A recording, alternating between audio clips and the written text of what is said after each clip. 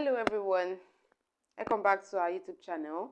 Thank you for liking our videos. Thank you for watching. So if you are yet to subscribe to our YouTube channel, please do so by clicking on the subscribe button as well as the notification bell so you'll be notified whenever we post a new video. So today I'll be talking on probably deworming. Yes, deworming. So before I will talk about deworming, I would like to talk about what worm is so that we can understand what worm is. Then I'll talk about worm infestation. Then I'll be talking about the signs and symptoms of worm infestation. Then I will now talk about deworming. I'll talk about deworming.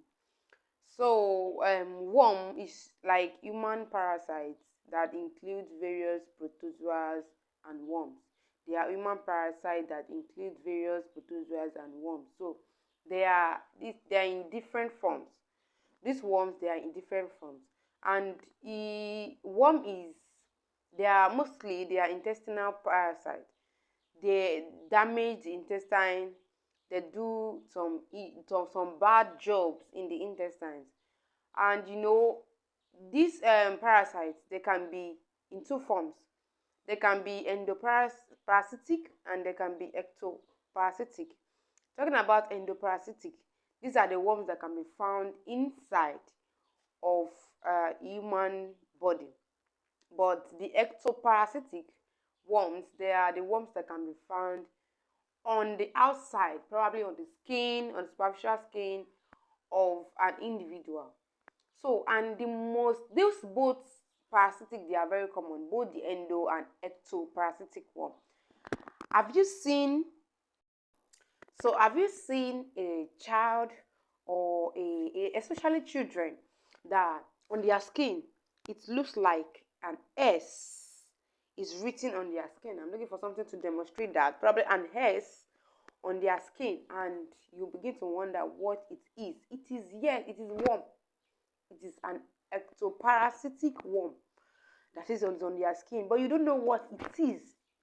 So you might feel like some people feel like it is witchcraft and evil spirit. No, it is not. It is parasitic worm. You notice that today it will be here, tomorrow it will move to the other side, and thereafter. So this parasitic worm can be in inside of an human body and can be on the superficial part, on the outside of a human body. Then as well as this parasite, talking about the endoparasitic worm, this parasite can be found in the feces of an human being. When you poop, you can find these worms inside, especially the round worms. The round worms, you can find them in a large amount, and they might look bigger. They might look very obvious. But in pinworm, as pinworm, they are always tiny, very tiny, like a rope. So you can find them in feces of someone that is really battling with worm.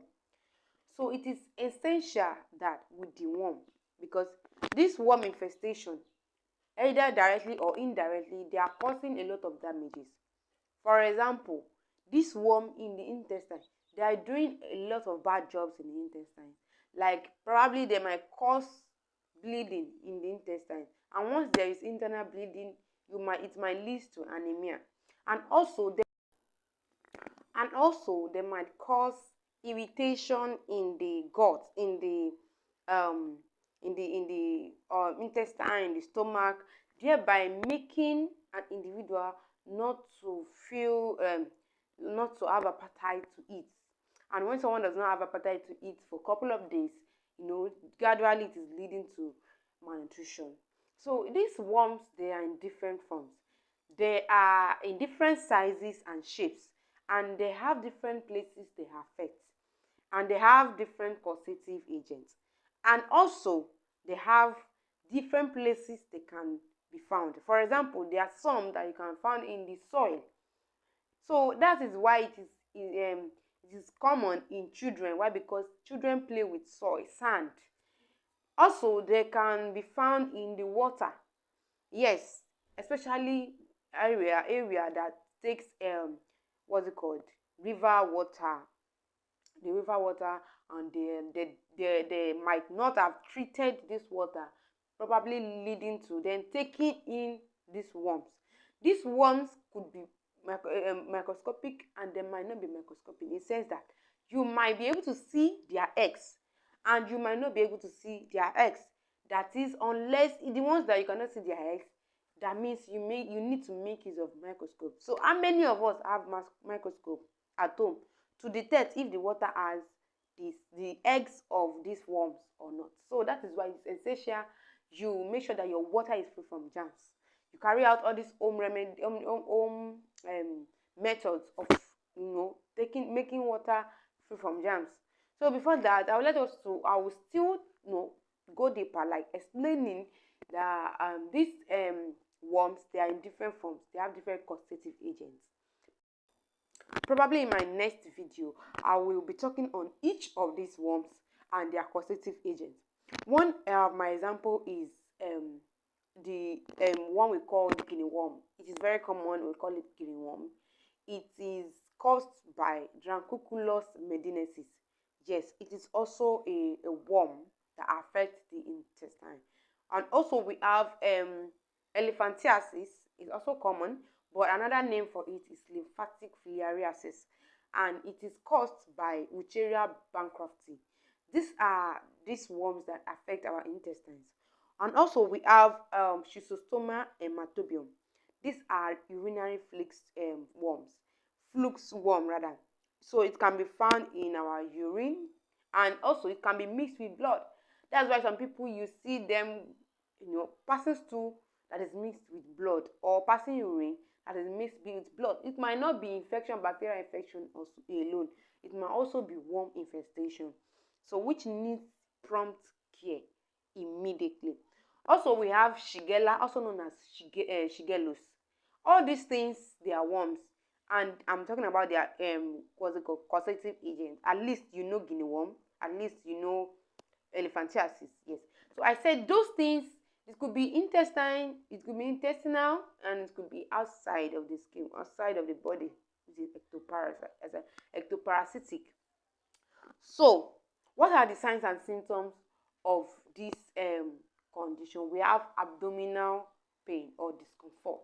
Oh, I'm having stomach pain. I need to go to toilet. Diarrhea. These are the signs and symptoms. We have nausea. You feel like vomiting, or you might even vomit. Yes. So we have also we have malnutrition. That's another stage of the probably if you are not eating well, it might lead to malnutrition, and also passing out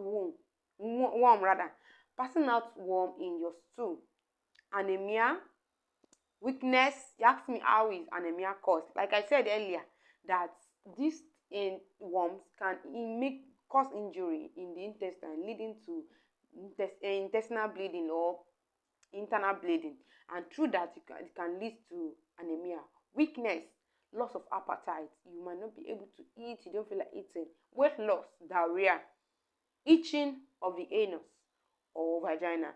These are the signs and symptoms of. There are many more, but I just make mention of the little and common ones that is happening around us. So, what are the ways in which we can prevent this worm infestation? But one is personal and environmental hygiene. Personal and environmental hygiene. Talking about personal hygiene, it is hygiene from head to toe. You ensure that your child or you yourself, you are free from germs and free from all these free from pathogens. So talking about from head to toe, there are some children that their head they are whitish. They are whitish. Something needs to be done to that hair. You need to ensure that these hair are free from these things, all this whitish. There should be proper cleaning, proper combing, and also proper using of proper treatment for the hair. You don't just make use of anyhow hair cream. You make use of hair cream that treats the hair and make the hair free from all these things. Also, you check the teeth of your child. Check the eyes of your child. You don't have to go to the hospital for them to do these things. The ear, your children's ear, do you check them? Yeah, do you check their vagina? Do you check their armpit? Do you check Do you do personal hygiene for them? You do check personal examination rather. Do you carry out personal examination for them? Do you check all through their body to detect that there's something wrong? There are some mothers that these ectoparasitic worms, which is on the skin, they are on their children's skin, but they don't know because there is no personal examination on their child. So apart from that, talking about environmental hygiene is also is a way of ensuring that the eggs of these worms are away from what you take in. I said that we have endoparasitic. So probably the food you eat, you have to make sure that they are clean, your environment, they are free from germs, your rivers where you are taking your water from. Ensure that you sterilize your water before taking. If it is boiling, through filtration, coagulation, or chlorination.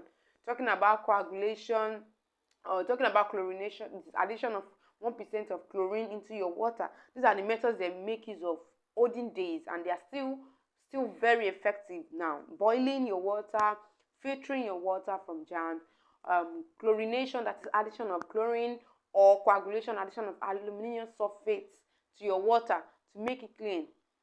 Yes, before taking or before using. Then washing of hands.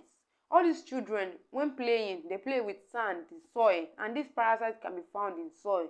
Why not bathe them when they come back home? Instead of you telling them to go and sleep, eat with that dirty hands and sleep. Bathe them. Make sure that they take their baths before going to bed. Yes, environmental and personal hygiene. Also, we have early detection and treatment. If you did not carry out personal examination or physical examination on your child or yourself, how will you know that you need to detect that this thing is there? Because if you did not detect early, it will cause more harm to the body. Another one, so adequate nutrition. So you ensure that you take adequate diet, you ensure that you take enough fruits. All the classes of food must be compatible, including carbohydrate, protein, vitamins, fat, and oil must be complete. Then protection of the genital area. You ensure that your children put on these pants. I see children walking around naked, or probably they're not putting on pants, they're not putting on undies. It is very wrong. Ensure that their genital areas are being protected. Ensure that you put on pants, undies for them, no matter how small they are. Nobody's looking at them. You're not talking about who is looking at them or if they are grown up or not. We're not talking about that. We are talking about protecting from germs, from pathogens, from worms. And also discourage sharing of sponge, towel, and underwears or clothing. Avoid putting on clothes or wears that belongs to someone, using their towels and so on. So also we have to train our children, toilet training, bowel training, train them on how to go to toilet, on how to clean themselves, especially when they are growing, how to clean themselves, make themselves clean and free from germs. So I think with these few points, I've been able to pass a lot of messages across. So if you want me to talk about these tapeworms, these hookworms, roundworms, all these elephantiasis, lymphatic filariasis, scalariasis, Dracunculus medinensis, Shigella, also known as Shigellos. If you want me to talk about them in my next video, you can comment in the comment sections, and I would like to make videos, and that comment of yours will encourage me to do more. Thank you and have a lovely day.